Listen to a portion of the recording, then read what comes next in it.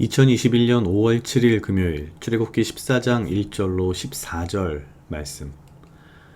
여호와께서 모세에게 일러 가라사대 이스라엘 자손을 명하여 돌쳐서 바다와 믹돌 사이에 비하히로답 곧 바알스본 맞은편 바닷가에 장막을 치게 하라. 바로가 이스라엘 자손에 대하여 말하기를 그들이 그 땅에서 아득하여 광야에 갇힌 바 되었다 할지라. 내가 바로의 마음을 강팍해 한즉 바로가 그들의 뒤를 따르리니 내가 그와 그 온 군대를 인하여 영광을 얻어 애굽 사람으로 나를 여호와인 줄 알게 하리라 하시매 무리가 그대로 행하니라. 혹이 백성에 도망한 것을 애굽 왕에게 고하매 바로와 그 신하들이 백성에 대하여 마음이 변하여 가로되 우리가 어찌 이같이 하여 이스라엘을 우리의 섬김에서 놓아 보내었는고 하고 바로가 곧 그 병거를 갖추고 그 백성을 데리고 갈새 특별 병거 600승과 애굽의 모든 병거를 바라니 장관들이 다 거느렸더라. 여호와께서 애굽 왕 바로의 마음을 강팍해 하셨으므로 그가 이스라엘 자손의 뒤를 따르니 이스라엘 자손이 담대히 나갔음이라. 애굽 사람들과 바로의 말들, 병거들과 그 마병과 그 군대가 그들의 뒤를 따라 바알스본 맞은편 비하히롯 곁 해변 그 장막 침대에 미치니라. 바로가 가까워 올 때에 이스라엘 자손이 눈을 들어본즉 애굽 사람들이 자기 뒤에 미친지라. 이스라엘 자손이 심히 두려워하여 여호와께 부르짖고 그들이 또 모세에게 이르되 애굽에 매장지가 없으므로 당신이 우리를 이끌어내어 이 광야에서 죽게 하느뇨. 어찌하여 당신이 우리를 애굽에서 이끌어내어 이같이 우리에게 하느뇨. 우리가 애굽에서 당신에게 고한 말이 이것이 아니뇨. 이르기를 우리를 버려두라. 우리가 애굽 사람을 섬길 것이라 하지 아니하더뇨. 애굽 사람을 섬기는 것이 광야에서 죽는 것보다 낫겠노라. 모세가 백성에게 이르되 너희는 두려워 말고 가만히 서서 여호와께서 오늘날 너희를 위하여 행하시는 구원을 보라. 너희가 오늘 본 애굽 사람을 또다시 영원히 보지 못하리라. 여호와께서 너희를 위하여 싸우시리니 너희는 가만히 있을지니라. 아멘. 오늘 출애굽기 14장 1절로 14절 말씀은 우리가 잘 알고 있는 바로가 이제 이스라엘 백성들을 뒤쫓아오는 이제 그런 장면입니다. 조금 자세히 들여다볼 필요가 있을 것 같습니다. 저도 그냥 적당히 알고 있었던 것이기도 했고 그냥 뭐 그게 다라고 생각했는데 오늘 먼저 14장 2절에 보면 이스라엘 자손을 명하여 돌쳐서 바다와 믹돌 사이에 비하히로답 곧 바알스본 맞은편 바닷가에 장막을 치게 하라. 이건 이제 14장 1절에 나와 있듯이 여호와께서 모세에게 일러 가라사대 하나님께서 직접 하신 말씀입니다. 근데 굉장히 좀 이상합니다. 자세히 들여다보면 이스라엘 자손을 명하여 돌쳐서, 이게 돌쳐서라는 옛날 표현이 되어 있긴 했지만 돌이켜서라는 겁니다. 그러니까 가던 방향에서 방향을 바꾸어서 뭐 이런 얘기가 되는 거죠. 굉장히 빠른 길로 갈 수도 있는데 잘 가고 어떻게 보면 있는데 인간적으로는 하나님께서는 돌쳐서 가던 길을 방향을 바꿔서 가라라고 명하십니다. 그러면서 사실 전쟁으로 친다면 굉장히 위험한 선택을 한 거라고 볼 수 있죠. 왜냐면 이게 바알스본 맞은편 바닷가에 장막을 친다는 것은 우리식으로 말하면 배수의 진 같은 느낌인 거죠. 그러면서 이제 하나님께서는 또 말씀하시기를 바로가 뭐라고 생각할 거냐면 3절에 이렇게 되어 있습니다. 이스라엘 자손에 대하여 말하기를 그들이 땅에서 아득하여 광야에 갇힌 바 되었다 할지라. 그러니까 하나님께서는 이미 바로가 어떻게 생각할지 예상을 하신 거죠. 무슨 얘기냐면 바로는 이스라엘 사람들이 그러니까 이 땅에서 멀리 나가는 바람에 광야에 갇혔다 라고 생각할 거라는 겁니다. 광야에 갇혔다는 건 어떤 뜻이 되냐면 사실상 민간인으로 구성된 좀 심하게 말하면 오히려 여성과 아이와 노인이 훨씬 많았던 이 민간인으로만 구성된 약자로만 구성된 이스라엘 백성이 광야에 갇혔다면 이건 도간의 든지라고 보는 거죠. 그렇게 바로가 생각할 거라고 하나님께서는 말씀하십니다. 그러면서 4절에 말씀하시기를 내가 바로의 마음을 강팍해 한즉 바로가 그들의 뒤를 따르리니 내가 그와 그 온 군대를 인하여 영광을 얻어 애굽 사람으로 나를 여호와인 줄 알게 하리라 하시매. 이미 굉장히 자세한 이야기를 하신 겁니다. 너네가 가던 길에서 방향을 틀어가지고 사실 어떻게 보면은 도간의 든쥐 같은 그런 자리로 가라. 그러면 아마 바로가 바로 뒤쫓아올 거다. 그런데 나는 하나님께서는 나는 그와 그 온 군대를 인하여 영광을 얻겠다. 그래서 애굽 사람이 내가 여호와인 줄 알게 하겠다. 하시메 라고 돼 있죠. 그리고 나서 4절 마지막에 무리가 그대로 행하니라. 사실 무리가 그대로 행하니라 라고 돼 있다는 것은 하나님께서 모세에게 말씀하셨고 모세가 백성들에게 다 일러서 무리가 다 그렇군요 라고 하고 갔다는 겁니다. 그런데 이제 이게 대략 지금 뭐 정확하진 않지만 여러 주석들을 보면은 보통 한 이제 아마 바로는 한 3일 정도 뭐 나갔다가 돌아올 거라고 기대하고 있었을 텐데 3일이 지나고 이제 4일째가 돼가는데 이제 누군가가 이제 바로에게 알린 거죠. 5절에 등장합니다. 혹이 백성이 도망한 것을 애굽 왕에게 고하매. 사실은 이제 돌아와야 되는데 돌아오지 않고 계속 어딘가로 가고 있다 이 얘기를 들은 거죠. 도망하고 있다라고 보고를 했겠죠. 바로와 그 신하들이 백성에 대하여 마음이 변하여 가로되 우리가 어찌 이같이 하여 이스라엘을 우리를 섬김에서 놓아 보내었는고 하고. 사실 어떻게 본다면 10가지의 재앙을 통해서 특히 마지막 10번째 재앙이 너무나도 강력했기 때문에 바로가 어떻게 보면은 사실상 모세와 아론에게 그냥 제발 나가주세요. 그냥 내가 아무 조건도 달지 않을 테니 제발 이 땅에서 일단 좀 떠나주세요 라고 부탁을 했던 10가지 재앙의 어떤 그 상처가 아직 그대로 남아있는 상황임에도 불구하고 그 신하들이 바로와 그 신하들이 백성에 대하여 마음이 변하여 이건 사실 앞에서도 한번 보았지만 명확하게 그들이 그 이스라엘 백성을 종으로 사용함에 있어서 굉장히 큰 경제적, 금전적 이득을 얻었기 때문에 그것을 놓기 싫어하는 거죠. 무슨 얘기인고 하니 하나님의 전지전능하심과 하나님이 어떤 분이신지를 10가지 재앙을 통해서 보고도 사람 마음에서 피어오르는 금전적인 욕심, 경제적인 어떤 욕심, 돈 때문에 혹은 권력 때문에 자기들이 10가지 재앙을 통해서 하나님이 어떤 분이신지를 호되게 당하면서 알았음에도 불구하고 그것을 바로 잊는 하나님이 어떤 분이신지 모르고 자신의 욕심을 앞세우는 모습이 등장하는 겁니다. 그래서 바로 6절에 나옵니다. 바로가 곧 그 병거를 갖추고 백성을 데리고 갈새 특별병거 600승과 애굽의 모든 병거를 바라니.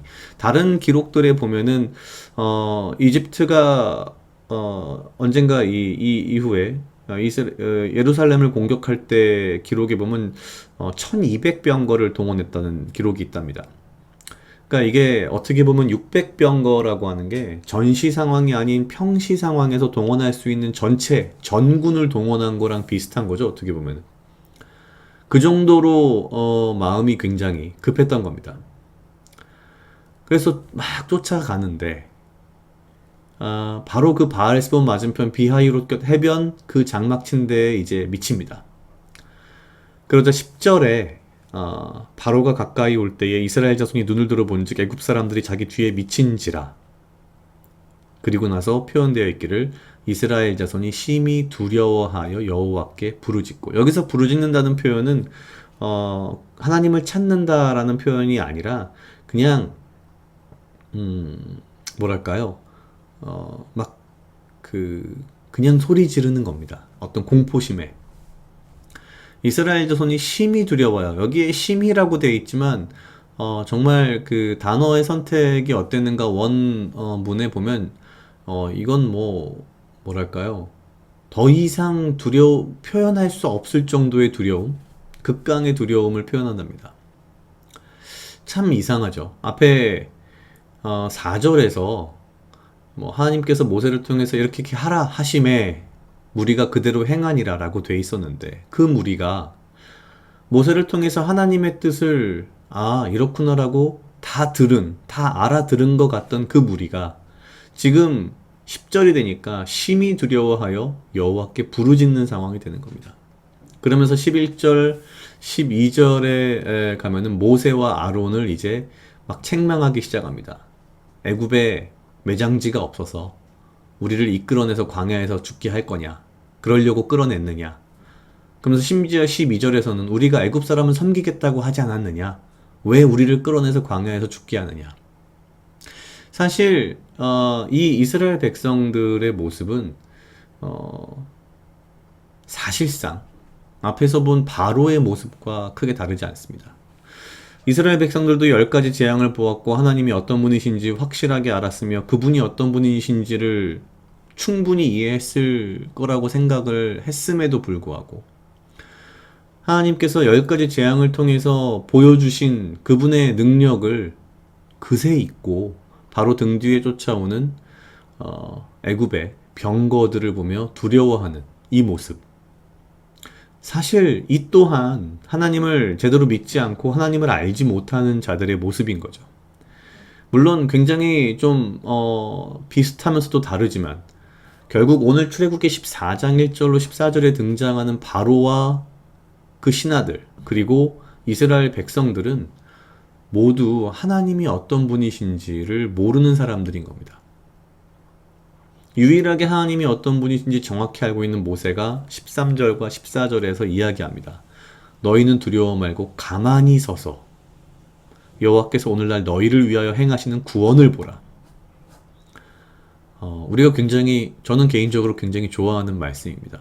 두려워 말고 가만히 서서 여호와께서 오늘날 너희를 위하여 행하시는 구원을 보라.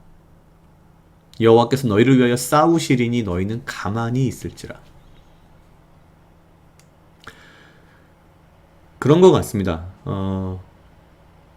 신앙을 가지고 믿음을 가지고 산다라고 이야기하고 매일 큐티를 하고 말씀을 보면서 내가 굉장히 신앙이 괜찮은 사람인 양 생각하면서도 매일매일의 삶 속에서 부딪히는 문제들과 여러 상황들 가운데에서 종종 하나님이 어떤 분이신지를 잊고 나 또한 이렇게 두려워하기도 하고 상황 가운데에 무서워하고 두려워하고 걱정하기도 하고 또 정반대로 어떤 경우에는 이 바로처럼 어느 특정한 상황 속에서 내가 말도 안 되는 인간적인 세상적인 욕심을 부리고 사실 이렇게 욕심을 부린다든지 말도 안 되게 두려워한다든지 하는 것은 결국 내 신앙이 바로 서 있지 못하고 내가 하나님을 잘 알지 못한다는 그런 의미가 아닐까라는 생각이 들었습니다. 내가 좀 더 하나님을 붙들고 나의 하나님이 어떤 분이신지 내가 다시 한번 확신하고 그분을 믿고 따르는 그러한 믿음이 내 삶 속에서 더욱더 필요하지 않을까라는 생각을 하면서 여호와께서 너희를 위하여 싸우시리니 너희는 가만히 있을지라는 이 말씀으로 오늘 하루를 또 살아야겠다라는 생각을 했습니다. 각자 약 2분 정도 묵상하시겠습니다.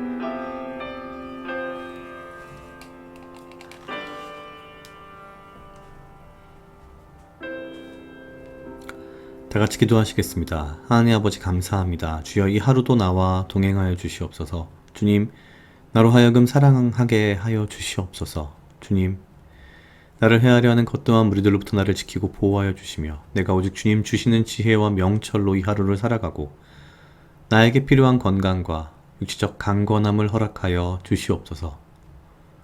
주님,